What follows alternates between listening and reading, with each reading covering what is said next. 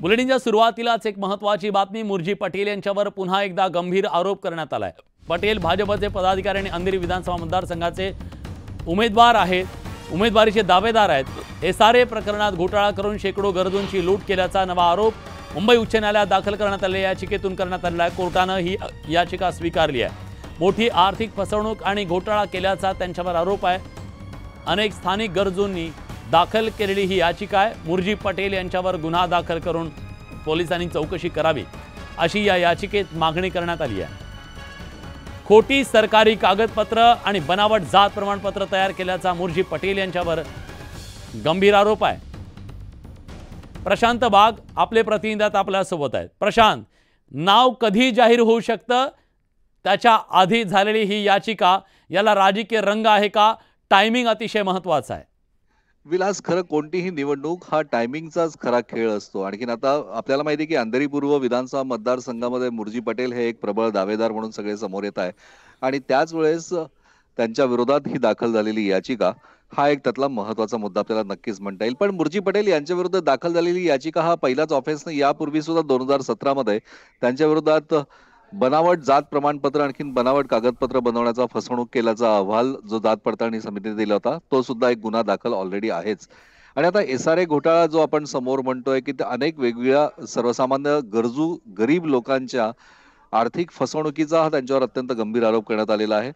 SRA घोटाळ्यामध्ये SRA प्रकल्पामध्ये अनेकांना एकच सदनिका वाटप करण्यामध्ये एक वेगळं रॅकेट काम करतंय। आणखीन त्या रॅकेटचं इंडिकेशन सुद्धा काही सरकारी अधिकारी व्यवस्था यासोबत मुर्जी पटेल यांच्याकडे सुद्धा या याचिकेत करण्यात आलेलं आहे। ही गुन्हेगारी अर्थातच क्रिमिनल रिट पिटिशन आपल्याला म्हणता येईल, ही मुंबई उच्च न्यायालयात दाखल झाली आहे। विशेष म्हणजे हायकोर्टाने ही दाखल करून घेतली आहे। लवकरच या याचिकेवर सुनावणी ही याचिका मुर्जी पटेल यांचं तिकीट कापू शकते का हे बघणं महत्त्वाचं असेल, कारण आता ते दावेदार आहेत आणि हे टायमिंग सुद्धा महत्त्वाचं आहे। धन्यवाद तुम्ही दिलेल्या सगळ्या सविस्तर माहितीबद्दल। आणखीन एक महत्त्वाची बातमी, भाजपचे कुलाब्याचे माजी आमदार राज पुरोहित सागर बंगल्यावर दाखल झालेत। कुलाब्यातून विधानसभा अध्यक्ष राहुल नार्वेकर यांना उमेदवारी जाहीर झाली आहे।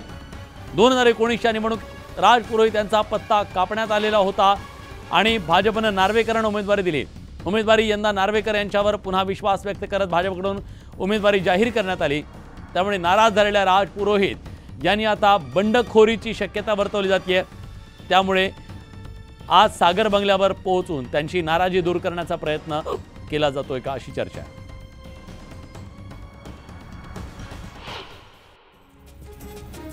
आणि आता आपण बघूया 36 जिल्ह्यांची बातमी। राज ठाकरे यांनी आज मनसेच्या 2 उमेदवारांची घोषणा केली। ठाण्यातून अविनाश जाधव, डोंबिवलीतून राजू पाटील मनसेचे उमेदवार असणार आहेत। या दोघांचेही फॉर्म भरायचा राज ठाकरे स्वतः जाणार आहेत।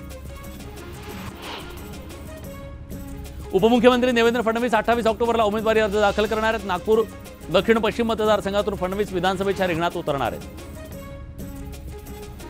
भाजपचे नेते संदीप नाईक उद्या तुतारी हाती घेण्याची शक्यता आहे। भाजपकडून उमेदवारी मिळाली नसल्याने संदीप नाईक नाराज असून ती उद्या आपला निर्णय जाहीर करणार असं कळतंय। काँग्रेसची बंडखोरी करून अजित पवार यांच्या राष्ट्रवादीत प्रवेश केलेल्या हिरामण खोसकर यांना एबी फॉर्म मिळालाय। इगतपुरी मतदारसंघातून हिरामण खोसकर दादांच्या राष्ट्रवादीचे उमेदवार असतील। राहुल गांधींच्या उपस्थितीत महाराष्ट्रातील काँग्रेस नेत्यांनी दिल्लीत बैठक सुरू आहे। बैठकीत महाराष्ट्रातल्या 80हून अधिक तर झारखंडच्या सुमारे 30 जागांवर चर्चा होती।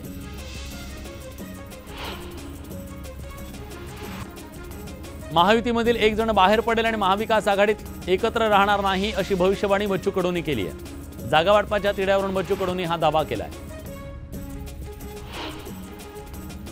मी शहांना भेटल्याचा दावा हास्यास्पद आहे। बातम्या कुणी पसरवल्या हे आम्हाला माहीत असल्याचं संजय राऊत म्हणाले।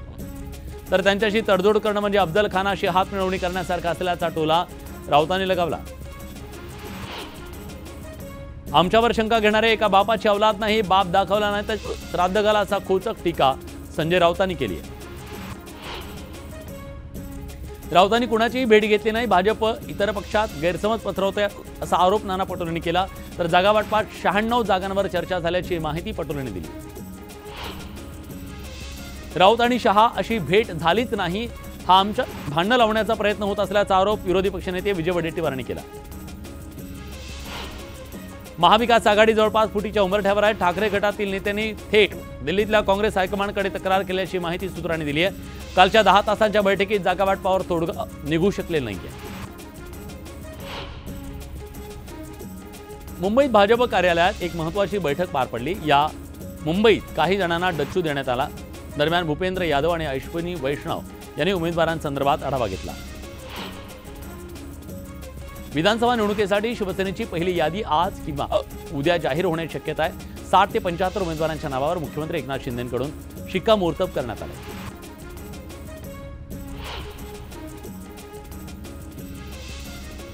नाशिकच्या दिंडोरी मतदारसंघातून नरहरी झिरवळांना अजित पवार गटाकडून उमेदवारी देण्यात आली आहे. झिरवळ पवार गटात जाणार असल्याची चर्चा होती. मुख्यमंत्र्यांचे माजी सचिव बालाजी खदगावकर यांनी नांदेडच्या मुखेडमधून अपक्ष लढण्याची घोषणा केली आहे. भाजपनं विद्यमान आमदार तुषार राठोड यांना उमेदवारी दिल्यानंतर खदगावकर यांनी बंड केले. गोपीचंद पडळकरांच्या जतमधून उमेदवाराला भाजपकडूनच विरोध होतोय. पडळकरांना उमेदवारी दिल्यास बंडखोरी करण्याचा इशारा स्थानिक भाजपच्या नेत्यांनी दिला. ऐरोली मतदारसंघाचे भाजपचे उमेदवार गणेश नाईक यांनी प्रचाराचा नारळ फोडला आहे. बोनकोडे गावातून नाईकांनी प्रचाराला सुरुवात केली आहे. गेल्या अनेक दशकांपासून भाजपमध्ये असलेला कदम परिवार तिकीट न मिळाल्याने नाराज झालाय. इच्छुक उमेदवार सत्यजित कदम आणि माजी आमदार चंद्रशेखर कदम भाजप विरोधात बंड करण्याची शक्यता वर्तवली जाते. उल्हासनगरमध्ये भाजप आमदार कुमार ऐलानी यांची उमेदवारी तळ्यात मळ्यात आहे. तर दुसरीकडे भाजप जिल्हाध्यक्ष प्रदीप रामचंदानी यांनी सुद्धा उमेदवारीची मागणी केली आहे. महाराष्ट्र डेमोक्रॅटिक फोरमद्वारे अकोल्यात विचार सभेचं आयोजन करण्यात आलं होतं. महायुतीच्या विरोधात असलेल्या या सभेत वंचित या कार्यकर्त्यांनी योगेंद्र जाधवांना राहुल गांधींवरून अनेक सवाल करत एकच गोंधळ घातला. 25 तारखेपर्यंत कुठल्या जागा लढवायच्या आणि कुठल्या पाडायच्या हे ठरवणार असं जरांगे पाटील म्हणाले. तर भाजपनं आमच्या ढवळाढवळ करू नये असा इशारा जरांगेंनी दिला. राष्ट्रवादी शरद पवार गटाकडून रोहित पाटील 24 सप्टेंबरला उमेदवारी अर्ज भरणार आहेत. तासगाव कवठे महाकाळ विधानसभा मतदारसंघातून लढण्याची शक्यता आहे. सांगलीत भाजपमध्ये बंडखोरीला सुरुवात झाली. भाजपचे इच्छुक नेते शिवाजी डोंगरे अपक्ष लढणार आहेत. गाडगिळांच्या उमेदवाराला विरोध करत डोंगरेंनी अन्याय झाल्याचा आरोप केलाय. अकोल्यातील बाळापूर मतदारसंघातील उमेदवारीवरून महायुतीत रस्सीखेच सुरू आहे. उमेदवारीसाठी तिन्ही पक्षातील अनेक इच्छुक रांगेत आहेत. पनवेलचे आमदार प्रशांत ठाकूर यांना पहिल्या यादीत उमेदवारी मिळाली आहे. त्यानंतर त्यांनी पक्षातील वरिष्ठांचे आभार मानले. नाशिकच्या विद्यमान आमदार देवेंद्र परांदेंनी शेकडो कार्यकर्त्यांसह देवेंद्र फडणवीसांची भेट घेतली. पहिल्या यादीत नाव नसल्यानं परांदेंनी सागर बंगल्यावर शक्ती प्रदर्शन केलं. भाजपचे इच्छुक उमेदवार माजी आमदार नरेंद्र मेहता यांनी मीरा भाईंदरमध्ये संकल्प सभा घेत शक्ती प्रदर्शन केलं. मीरा भाईंदरमध्ये गीता जैन आणि नरेंद्र मेहतांना तिकिटासाठी चुरस रंगली. मावळ मतदारसंघावर आमचा दावा आहे. भाजप कार्यकर्त्यांच्या नावानं ओळखला जाणारा मतदारसंघ असल्यानं संधी दिली जावी अशी अपेक्षा आहे असं माजी आमदार बाळा भेगडेंनी म्हटलंय. लातूरच्या औसा विधानसभेतून भाजप आमदार अभिमन्यू पवार यांना दुसऱ्यांदा उमेदवारी जाहीर करण्यात आली आहे. पक्षाकडून उमेदवारी जाहीर झाल्यानं पवार यांनी देवेंद्र फडणवीसांचे आभार मानले. वाशिमच्या रिसोडमध्ये निवडणूक लढवण्याचा निर्णय स्वाभिमानी शेतकरी संघटनेकडून घेण्यात आला. स्वाभिमानीच्या प्रमुख कार्यकर्त्यांच्या बैठकीत हा निर्णय घेण्यात आला. भाजप विधानसभेसाठी धुळ्यातून अनुप अग्रवाल यांना उमेदवारी दिली आहे. भाजपमध्ये काम करणाऱ्या एका सामान्य कार्यकर्त्याला पक्षश्रेष्ठींनी संधी दिली अशी भावना अग्रवाल यांनी व्यक्त केली.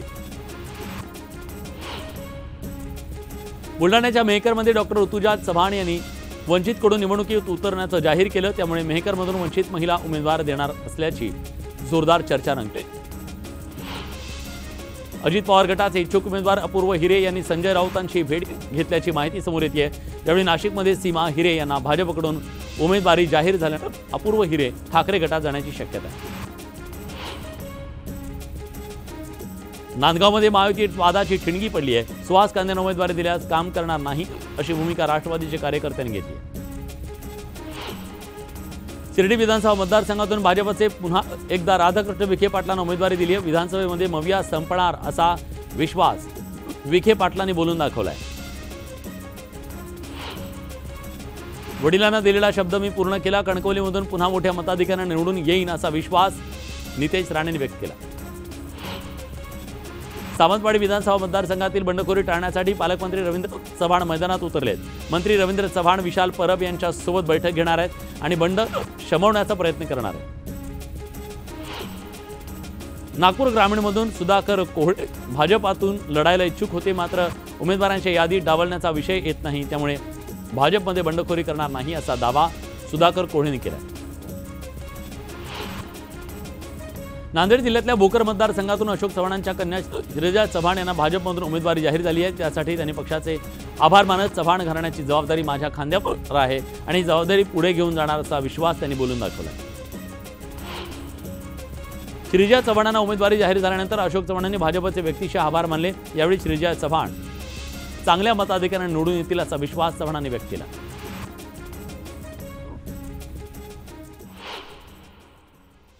एक महत्त्वाची